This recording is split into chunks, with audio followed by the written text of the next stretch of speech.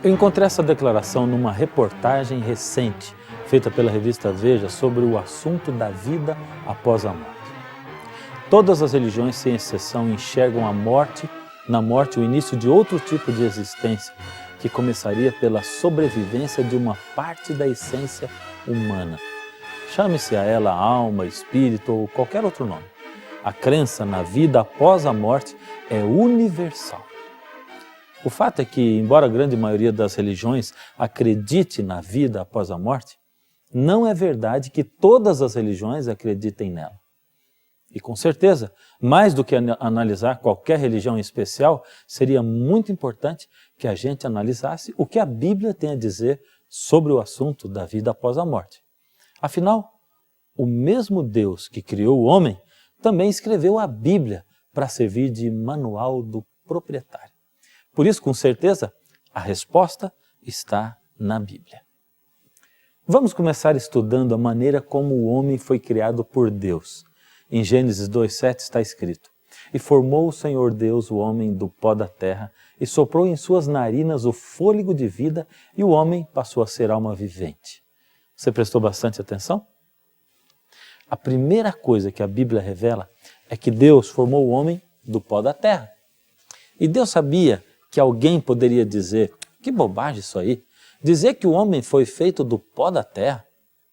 Então que tal a gente dar uma paradinha para analisar quimicamente o corpo humano para ver que elementos o formam? Vamos começar lembrando que o corpo humano é formado por, primeiro, 70% de água. É a mesma proporção de água que existe no planeta Terra.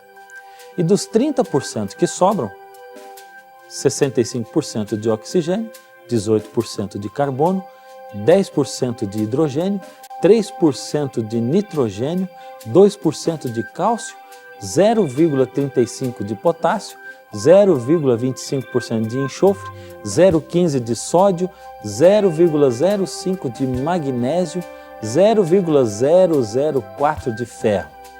O mais incrível é que esses são exatamente os elementos minerais encontrados na Terra. Mas a Bíblia diz que, além de ter formado o homem do pó da terra, Deus soprou nas narinas dele o fôlego da vida. O fôlego de vida é o sopro, ou a respiração. Esse fôlego é chamado também de espírito. Aliás, a palavra hebraica para espírito é nefesh. E a palavra usada na tradução grega é pneuma. Pneuma é ar, como nefesh. Por isso você usa pneus em seu carro. Por isso é que que quando alguém tem problemas no pulmão, tem pneumonia. A grande curiosidade é que todas essas palavras querem dizer apenas vento, sopro. Em nenhuma dessas línguas, espírito significa algo que tem vida em si mesmo. Ou seja, para a Bíblia, espírito é apenas fôlego, respiração, vento. Então a primeira coisa da qual você pode ter certeza é de que na Bíblia, espírito igual vento. Mas vamos voltar agora ao texto inicial. Deus formou o homem do pó da terra, soprou em seu nariz o espírito, ou seja, o fôlego de vida, a respiração, e o homem se tornou alma vivente. Preste atenção, 1 mais 2 igual a 3, certo? Sim, está certo. 1 é igual a 3? Não, errado. 2 igual a 3? Não, errado. 1 mais 2 igual a 3? Sim, certo. Isso é tão óbvio, mas veja a comparação. A Bíblia diz que Deus fez o homem do pó. Pó é o corpo. Soprou em suas narinas o fôlego, o espírito ou respiração, e o homem foi feito alma vivente. Assim, corpo mais espírito igual a alma vivente. Perguntas agora. Corpo é igual a alma vivente? Não. É por isso que um corpo morto se decompõe. Porque corpo sem respiração não vive, não é um ser, uma alma vivente. Espírito igual a alma vivente? Não. Isso é muito claro. segundo a Bíblia, o espírito, que é a respiração, não continua vivo sem o corpo. Corpo mais espírito igual a alma vivente? Sim, segundo a Bíblia, uma alma é um corpo que respira. A Bíblia diz também que o homem passou a ser uma alma e não que passou a ter uma alma. Isso significa que se você está vivo, ou seja, se você tem um corpo que respira, você não tem uma alma, você é uma alma. Talvez você esteja confuso, quem sabe você seja uma pessoa que ama a Bíblia, um cristão que sempre aprendeu que quando a pessoa morre, existe um espírito que fica vivo e que vai para o céu. Então, nesse momento, talvez você esteja confuso ou injuriado com tudo que você está ouvindo, com o que nós estamos dizendo. Então, de repente, você se lembra de um texto bíblico que está lá em Eclesiastes 12, verso 7, que diz o seguinte: e que o pó volte à terra como era, e o espírito volte a Deus que o deu. Aí você diz, e agora? O que você me diz? Bem, sempre que a Bíblia parece entrar em contradição, é porque nós estamos para descobrir uma grande verdade. A Bíblia nunca entra em contradição.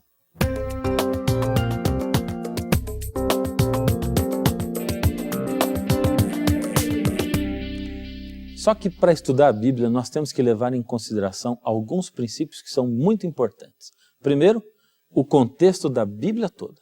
Segundo, o contexto do verso que estamos lendo. E terceiro, como esse texto foi escrito no original.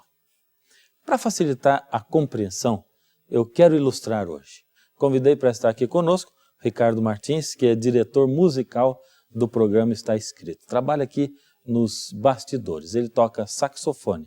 Sax é o instrumento que mais se assemelha à voz humana. E eu pedi ao Ricardo para improvisar, inventar uma melodia.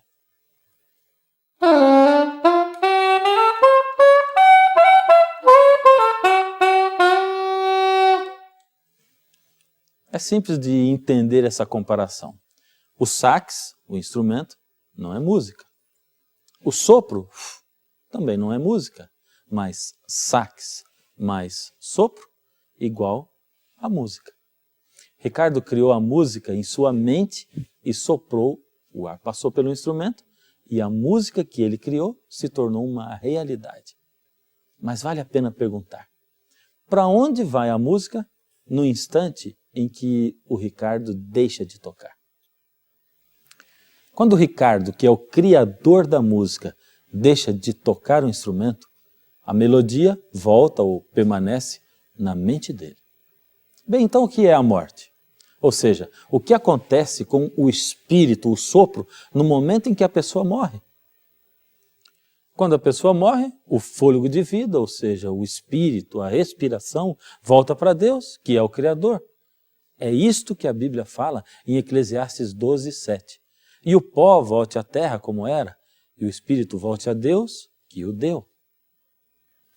Aí você pode me perguntar, bem, mas se o espírito volta para Deus, esse espírito deve continuar vivo, ele deve ser a essência da vida que permanece vivo quando alguém morre. Só que a Bíblia continua dizendo que não. Veja o que diz Eclesiastes 9, 5 e 6. Porque os vivos sabem que hão de morrer, mas os mortos não sabem coisa nenhuma, nem tampouco têm eles recompensa. Mas sua memória jaz no esquecimento. Até o seu amor, o seu ódio e a sua inveja já morreram e já não têm parte alguma neste século, em coisa alguma que se faz debaixo do sol. A Bíblia diz com muita clareza que os mortos não sabem de nada, de coisa nenhuma. Eles não estão vendo, não estão ouvindo, muito menos sentindo alguma coisa. O que volta para Deus não é um espírito essência, mas o fôlego de vida, a capacidade de respirar que vem de Deus. Bem, mas e a alma? O que acontece com a alma? É bastante fácil de presumir o que acontece com a alma, pois se só existe um corpo sem respiração, a alma vivente, que é a junção dos dois, deixa de existir. Mas Deus faz questão de deixar tudo bem esclarecido na Bíblia, para que não fique nenhuma sombra de dúvida. Veja o que a Bíblia diz em Ezequiel 20:20. A alma que pecar, essa morrerá. Você viu que a Bíblia deixa claro que a alma morre? Enquanto muitos pensam que dentro de cada um existe uma alma imortal, a Bíblia diz que só Deus tem a imortalidade. Veja o que a Bíblia diz a respeito de Deus em 1 Timóteo 6,16. Aquele que tem Ele só a imortalidade e habita na luz inacessível, a quem nenhum dos homens viu nem pode ver, ao qual seja a honra e poder sempre eterno. Amém. Sabe por que só Deus tem a imortalidade? Porque Ele é o doador da vida, a fonte da vida. Não pode haver vida sem Deus. É Ele quem dá a vida a todos os seres viventes, como diz a palavra de Deus em Atos 17:28, porque nele vivemos, nos movemos e existimos. Então alguém poderia perguntar, bem, mas se Deus é o doador da vida, então Ele poderia ter dado vida eterna para o homem também. Não poderia?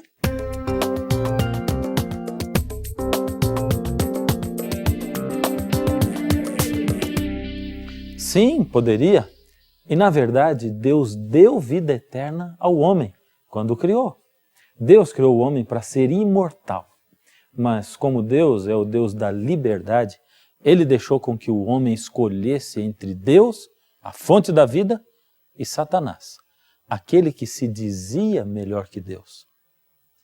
Você pode encontrar a descrição disso em Gênesis 3, quando Deus dá a Adão e Eva a liberdade de escolha, explicando que eles poderiam escolher entre comer ou não comer da árvore que estava no meio do jardim. Embora algumas pessoas não acreditem e façam até piadas com esse relato do Senhor, é muito fácil da gente entender. Deus, a fonte da vida, estava explicando ao homem: veja, vocês são livres, eu os criei assim. Satanás anda por aí inventando que eu sou rude e que ele dirigiria o universo melhor do que eu, mas ele é apenas uma criatura que usou a sua liberdade de escolha para se desviar de mim. Ele não tem vida nele, ele não pode dar vida a ninguém e a nada. Portanto, se vocês se desligarem de mim, de mim que sou a fonte da vida, vocês vão parar de viver, vocês vão morrer. A árvore que está no meio do jardim é o jeito que eu escolhi para vocês poderem declarar o que escolheram. Se vocês comerem da árvore, estarão dizendo que escolheram Satanás. O texto bíblico é exatamente assim. Gênesis 2, 16 e 17. De toda a árvore do jardim comerás livremente, mas da árvore da ciência do bem e do mal, dela não comerás, porque no dia em que dela comeres, certamente morrerás. Você reparou no que Deus disse? No dia em que dela comeres, certamente morrerás. Mas Satanás chegou perto da mulher e disse o seguinte, está em Gênesis 3:4. Certamente não morrerás. No dicionário Aurélio, morrer significa deixar de viver. Veja que Deus e Satanás dizem coisas totalmente antagônicas, contrárias. Então o que aconteceu foi que os dois comeram do fruto. Quem você acha que estava certo? Deus ou Satanás? Logicamente que era Deus, pois então, se Deus estava certo, o homem passou a ser mortal. E a Bíblia continua se completando, Romanos capítulo 5, verso 12, pelo que, como por um homem entrou o pecado no mundo, e pelo pecado a morte, assim a morte passou a todos os homens, porque todos pecaram. Por isso, todos nós somos mortais, sujeitos à morte. Mas Deus promete nos devolver a vida eterna. Em diversos trechos da Bíblia ele diz isso, como em Romanos 6:23, porque o salário do pecado é a morte, mas o dom gratuito de Deus é a vida eterna em Cristo Jesus. Você percebeu que a vida eterna a gente só consegue em Jesus? A morte é um elemento estranho no universo criado por Deus. Nós não fomos criados por Deus para morrer, mas Deus quer nos devolver a vida eterna. E Ele não tem medido esforços para isso. Você se lembra da mensagem de João 3,16? Porque Deus amou o mundo de tal maneira que deu o seu Filho unigênito, para que todo aquele que nele crê não morra, não pereça, mas tenha a vida eterna. A Bíblia é clara: para ter a vida eterna, somente através de Jesus, o Filho unigênito de Deus.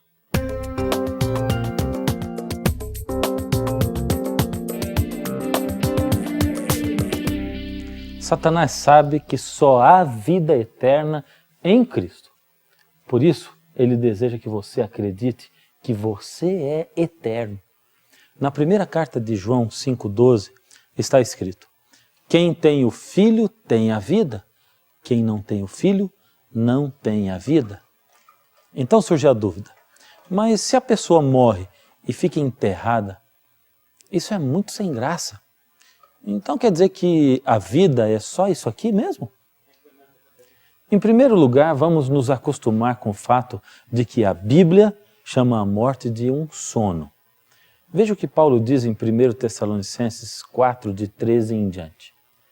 Não quero, porém, irmãos, que sejais ignorantes a respeito dos que dormem, para que fiquem tristes como os demais que não têm esperança. Porque se cremos que Cristo morreu e ressuscitou, assim também aos que em Jesus dormem, Deus os tornará a trazer com Ele, porque o mesmo Senhor descerá do céu com alarido e com a voz de arcanjo e com a trombeta de Deus, e os que morreram em Cristo ressuscitarão primeiro. Depois, nós, os que estivermos vivos, seremos arrebatados juntamente com eles nas nuvens, a encontrar com o Senhor nos ares. E assim estaremos sempre com o Senhor. Portanto, consolai-vos uns aos outros com estas palavras. Você percebeu claramente que, segundo a Bíblia, a única saída para a morte é a ressurreição? Pense bem, Jesus é o nosso exemplo em tudo. Ele até foi batizado para nos dar o exemplo, para que nós façamos o mesmo. Portanto, ele se preocupou em ser o nosso exemplo nos mínimos detalhes. Se você já ouviu alguém dizer que Jesus desencarnou, ou que ele foi para o céu em espírito, isso está errado. Todos nós sabemos que ele ressuscitou ao terceiro dia. Ouvi algumas vezes pessoas querendo dizer que Jesus foi em espírito para o céu na noite em que ele morreu. Eles dizem isso baseados no texto em que Jesus conversa com o ladrão na cruz. Veja o texto, é Lucas 23, 42 e 43. Senhor, lembra-te de mim quando entrares no teu reino. Respondeu-lhe Jesus: na verdade, te digo que hoje estarás comigo no paraíso. O texto parece bem claro em mostrar que Jesus esteve no paraíso com o ladrão naquela noite, mas na realidade ele não esteve. E um pequeno estudo de grego nos mostrará a verdade. Em primeiro lugar, qualquer estudioso da Bíblia sabe que este que, na verdade te digo que hoje estarás comigo no paraíso, não existe. O certo é, na verdade te digo, hoje estarás comigo no paraíso. Por isso é bom termos os manuscritos antigos e irmos a eles, pois embora isso não aconteça frequentemente, em algumas traduções em português, este que foi acrescentado por tradutores que acreditavam que Jesus estava com o ladrão no céu. Então o texto correto, sem acentuação, mais uma vez afirmando é: na verdade te digo, hoje estarás comigo no paraíso. Bem, eu não sei se você notou, mas só esse fato já muda tudo, pois não existia pontuação, vírgula, na época em que isso foi escrito. E só se nós mudarmos a vírgula, o sentido será outro. Na verdade te digo, hoje estarás comigo no paraíso, significa o que muitos pensam. Na verdade te digo hoje, estarás comigo no paraíso, já significa que Jesus estava prometendo naquele dia que um dia ele estaria com Jesus no paraíso. Mas se ainda restam alguma dúvida sobre o fato, E quem sabe alguns poderiam dizer, então como saber se a vírgula é antes ou depois? Quem diz isso? Tudo acaba se esclarecendo quando nós comparamos esse texto com outro texto da Bíblia, o contexto da Bíblia toda, João 20, verso 17, onde Jesus aparece a Maria Madalena no domingo, na sua ressurreição, na entrada do túmulo. No momento em que Maria percebe que Jesus está ressuscitado, ela quer correr para abraçá-lo, mas ele diz, não me detenhas, não me toques, porque ainda não subi para o Pai. Mas agora diga aos seus irmãos, vou para meu Pai e vosso Pai. Se Jesus disse que ainda não tinha subido ao Pai no paraíso, como ele poderia ter estado com o ladrão no paraíso na noite em que ele morreu?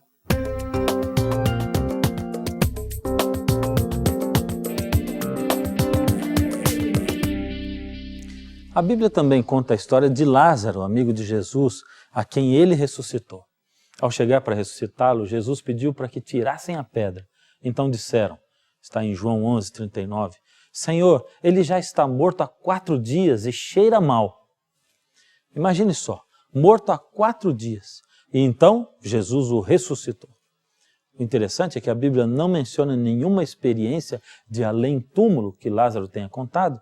E para dizer a verdade, imagine que você já estivesse no céu desfrutando da vida eterna, cheia de prazeres. Sim, porque o céu não é aquele lugar cheio de nuvens, com gente de branco, que não tem o que fazer e fica tocando harpa o tempo todo. Não, o céu não é isso.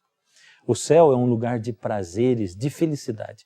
Então imagine que você já estivesse vivendo a eternidade com um corpo totalmente transformado e de repente, depois de 4 dias, Jesus ressuscitasse você e trouxesse de volta para a terra.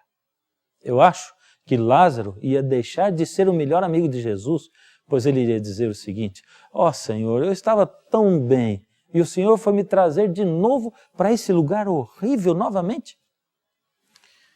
Talvez você ainda esteja aí pensando, puxa, esse negócio me deixou triste, porque eu era mais feliz quando eu pensava que a minha mãe estava lá no céu olhando por mim.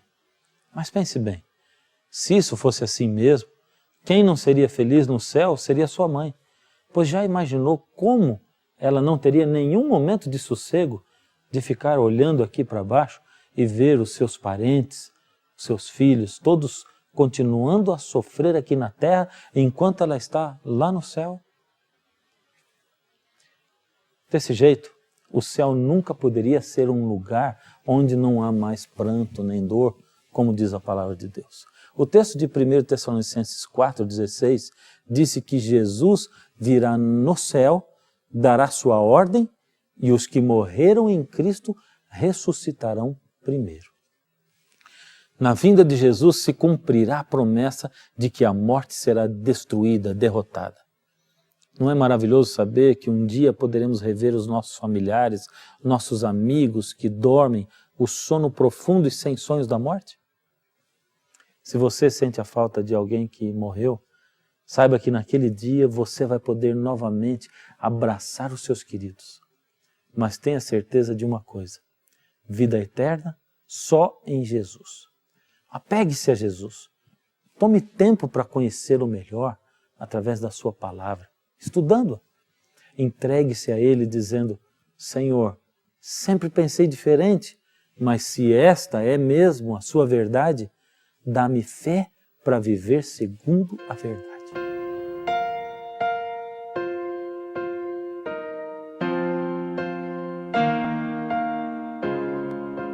Ao olhar para a porta da geladeira,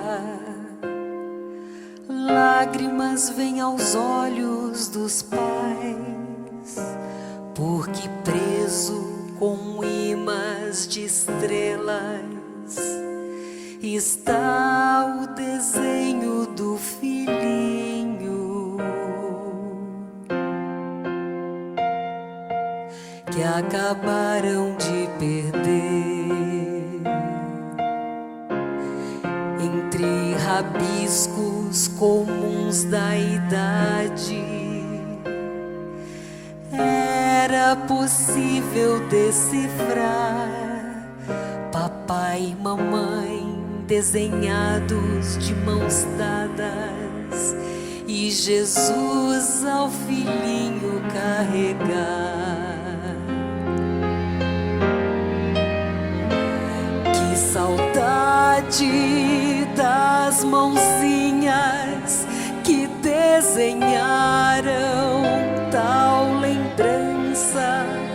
Que saudade dos olhinhos que brilhavam ao ouvir da esperança de um Jesus que voltaria para acabar com toda a dor e queridos reuniria com seus braços de amor.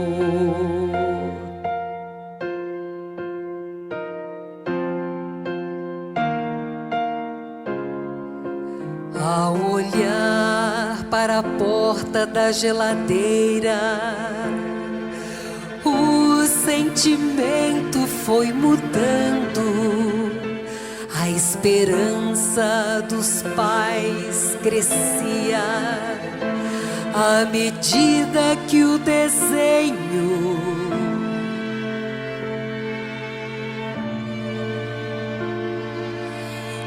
ia amarelando. Sem saber, o filho havia deixado um motivo a mais para viver. O desejo daquele reencontro fez a fé dos pais fortalecer.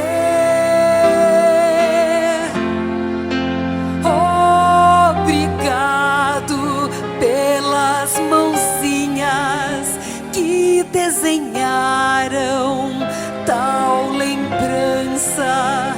Obrigado pelos olhinhos que brilhavam ao ouvir da esperança de um Jesus que voltará para acabar com toda a dor e os queridos reunirá com seus braços de amor. Ouve-se uma voz conhecida e ela grita: papai, mamãe. E Jesus aparece carregando o filhinho, concretizando a cena do desenho.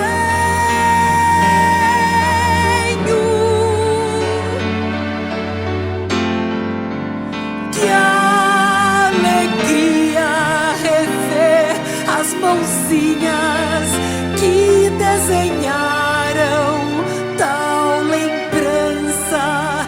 Que alegria rever os olhinhos que hoje brilham, realizando a esperança de um Jesus que já voltou e acabou com toda dor. Meus queridos, reuniu com seus braços de amor. Meu Jesus já voltou e acabou com toda dor. Meus queridos, reuniu com seus braços de amor.